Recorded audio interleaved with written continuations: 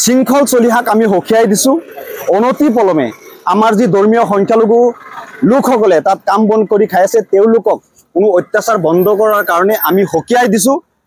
কাৰণ আজিৰ পৰা আমি অনিৰ্দিষ্ট কাললৈ আমাৰ নগাঁও জিলাৰ যি মীন পালক সন্থা আছে, আমাৰ নগাঁও জিলাৰ সম্পদ, আমাৰ ধৰ্মীয় সংখ্যালঘুৰ হাতত বিশাল মীন যি মাছৰ ব্যৱসায় আমাৰ ধৰ্মীয় সংখ্যালঘুৰ হাতত আছে, যি মাছৰ ৰপ্তানি কিন্তু উজনি অসমত এই ধৰ্মীয় সংখ্যালঘু লোকসকলে কৰে।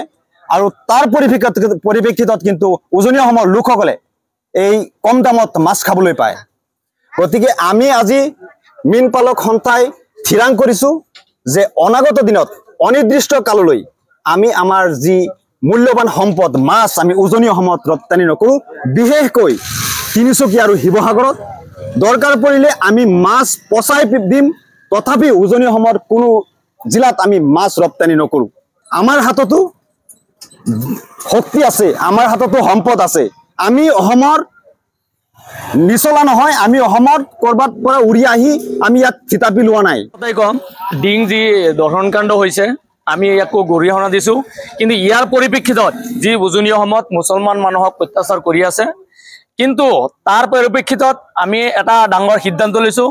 নগাঁও জিলাৰ মাছ আমি উৎপাদন কৰোঁ, এই মাছবিলাক লাগিলে আমি গুৱাহাটী পিনে ৰপ্তানি কৰিম, কিন্তু উজনি অসমত অনিৰ্দিষ্ট কালৰ কাৰণে আমি ৰপ্তানি বন্ধ কৰি দিছোঁ।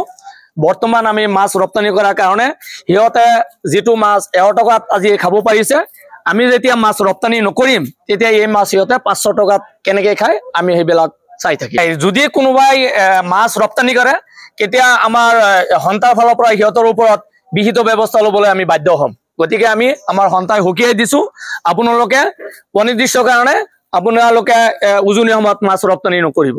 প্ৰয়োজন বোধে আমি মাছ গেলাই দিম, পচাই দিম, নহ'লে যদি বিক্ৰী কৰিব নোৱাৰোঁ তেতিয়াহ'লে আমি গুৱাহাটীৰ ফালে মাছ লৈ যাম, তথাপি উজনি অসমত আমি মাছ নিদিওঁ। আমি আজি বুজাই দিব বিচাৰিছোঁ যে শুকান মাছ কিনি খাবলৈ আমি বাধ্য কৰাম বুলি আমি প্ৰতিশ্ৰুতিবদ্ধ হৈছোঁ।